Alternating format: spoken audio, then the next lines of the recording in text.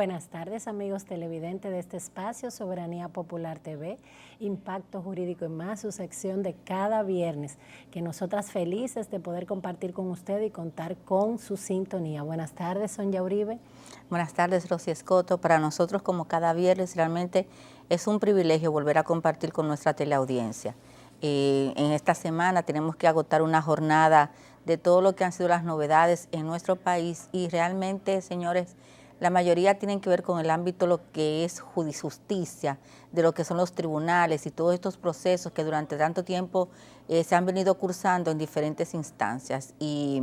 no podemos dejar de mencionar que después de 1 año y medio de haberse iniciado el caso, uno de los casos de corrupciones más sonados en la República Dominicana, pues en esta semana ha tenido,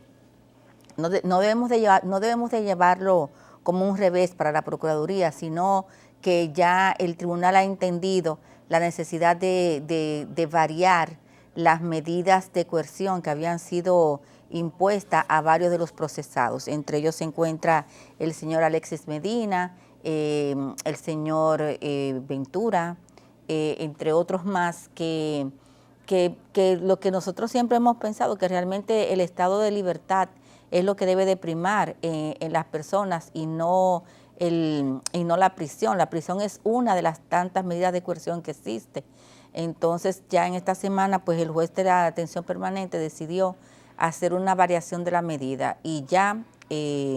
a partir de ayer, precisamente de ayer jueves, el señor Alexis Medina y los demás pues están en su casa en una prisión domiciliaria con grilletes electrónicos. Sí, muchas personas andan preocupados porque entienden que el caso Antipulpo, bueno, pues en el caso de Alexis Medina, Fernando Rosa, José Dolores Santana y Oscar Bernabel Méndez, son personas que ya no van a formar parte y es muy, muy importante que la población que no conoce de lo que son las medidas de coerción entiendan que no hay una exclusión de estas personas del caso, simplemente hay una variación del tipo de medida y que, como bien señala Sonia, en vez de estar en prisión en una cárcel pública, van a estar en prisión domiciliaria, es decir, bajo el control de la justicia a través de los grilletes y que, como bien señala, la regla debe ser que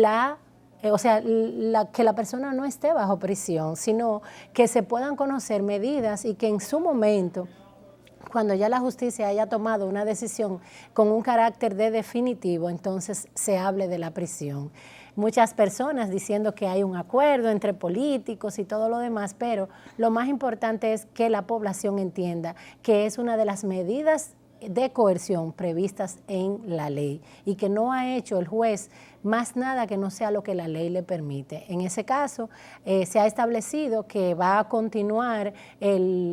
lo que es el juicio a partir del 10 de octubre y a todos le fueron impuestas fianzas, inclusive de valores muy importantes a nivel de dinero, porque estamos hablando de que es uno de los casos de corrupción de más importancia o de mayor importancia de lo que se está manejando en la República Dominicana. Consecuentemente, esta variación de medida no ha sido más que lo permitido por la ley y que el Ministerio Público obviamente hace su oposición porque entienden que lo que debe prevalecer en este caso es la prisión en una cárcel, pero ya llevan 1 año y algo y la verdad es que nosotros pues entendemos que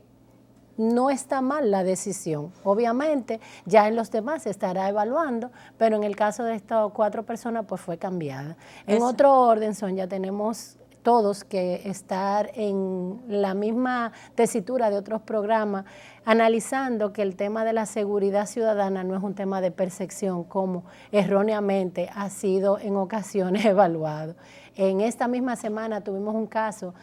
que llamó mucho la atención y de mucha preocupación y fue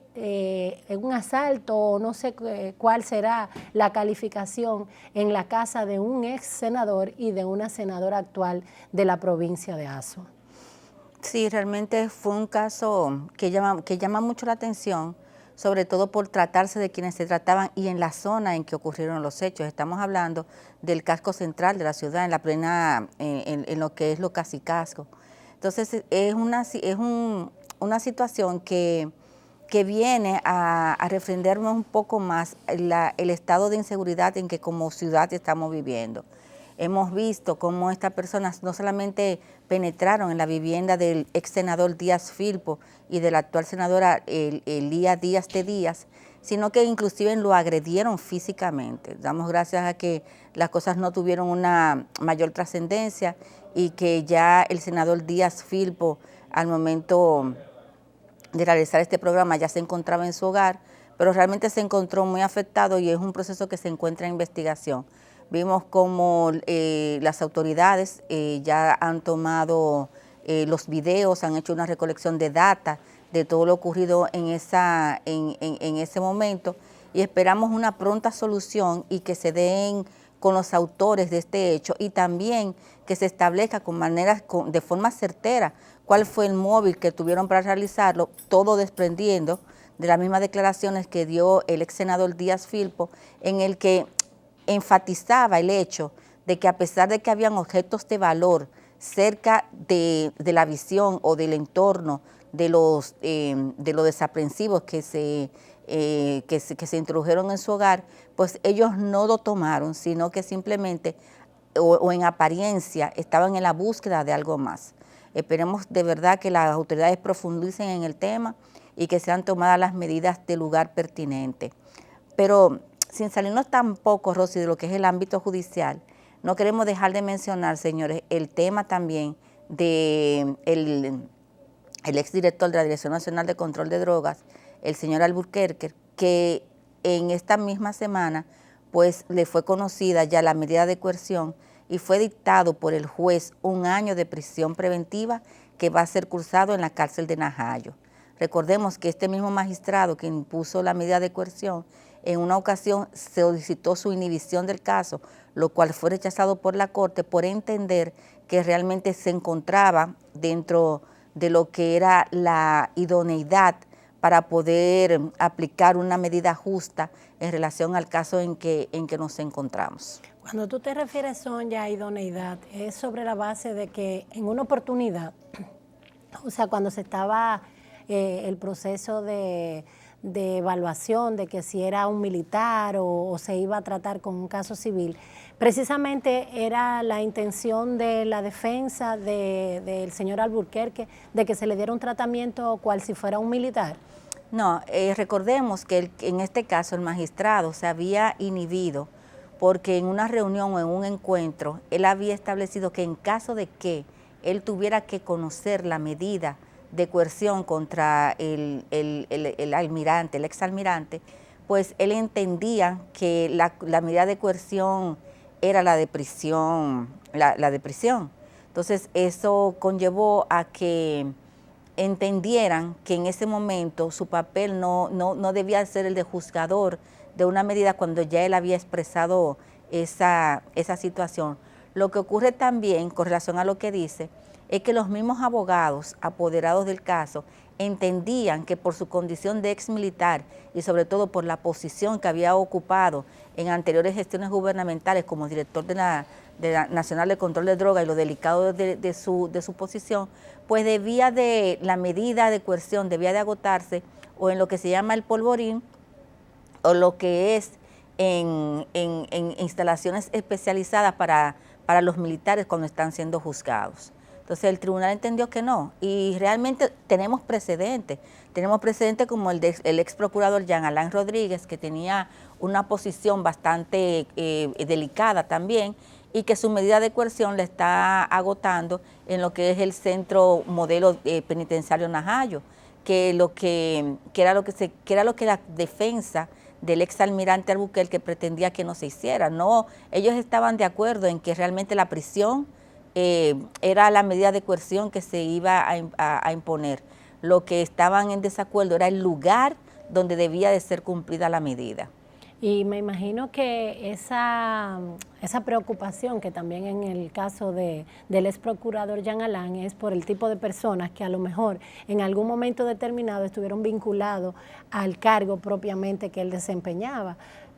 como director de la Dirección General de Drogas, pero la justicia entendió que esa medida de coerción era de cumplirse en Najayo y pues por ende pues simplemente lo que corresponde y nosotros entendemos que el caso debe continuar el proceso de investigación y que precisamente para eso la medida de coerción, para poder determinar cuál es el tipo penal que ocupa precisamente el caso. Así que...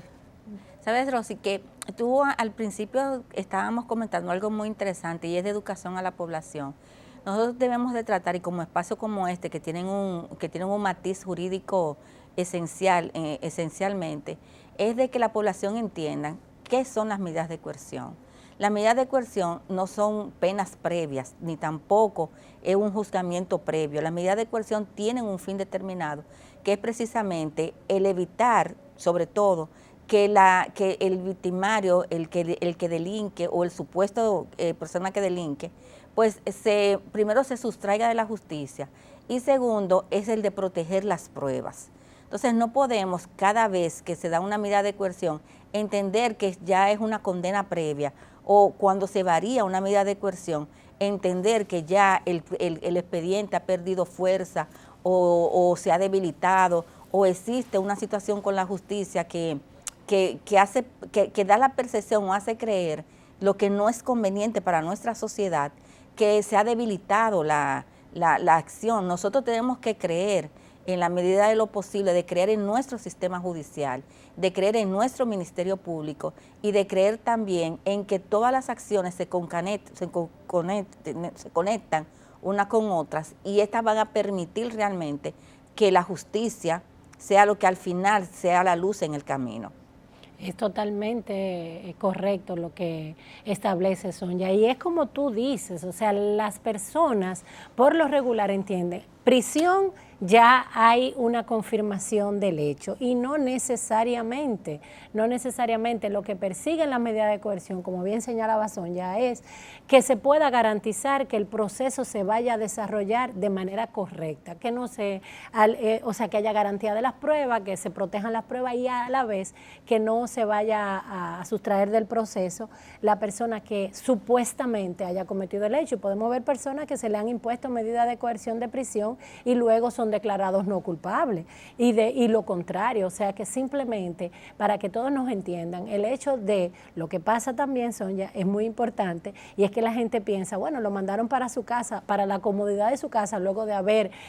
quitado la vida a una persona o haber cometido una gran violación. Entonces de ahí es donde las personas se sienten, o en sentido general la población siente la necesidad de ver que a una persona le impongan una medida de coerción de la más gravosa, que es la prisión en una cárcel, y entonces ahí comienzan a sentir la satisfacción de que ya se comenzó a hacer justicia y no necesariamente tiene que ser de esa manera. Eso es cierto. Y bueno, señores, realmente, como hemos visto, ha sido bastante movido el tema judicial, pero nosotros queremos compartir con ustedes un programa muy especial hoy, un programa que va a educarnos a todos vamos a aprender un poco, con una invitada que tenemos que promete de enseñarnos un poco de ese tema que se supone que debemos de manejar porque es de un interés social y económico para todos, pero que muchas veces, aunque es del diario vivir, tenemos muchas lagunas en el mismo, y es el tema, señores, de la TCS, que es la Tesorería de la Seguridad Social. Y para estos fines vamos a contar con una invitada, Rosy. Muy especial, que nos honra en esta tarde con su presencia, la licenciada Nermis Andújar. Y nosotros vamos a solicitarles a ustedes que no muevan su control, que mantengan la sintonía y vamos a cumplir con unos compromisos de nuestros anunciantes y regresamos luego de la pausa con nuestra invitada de lujo.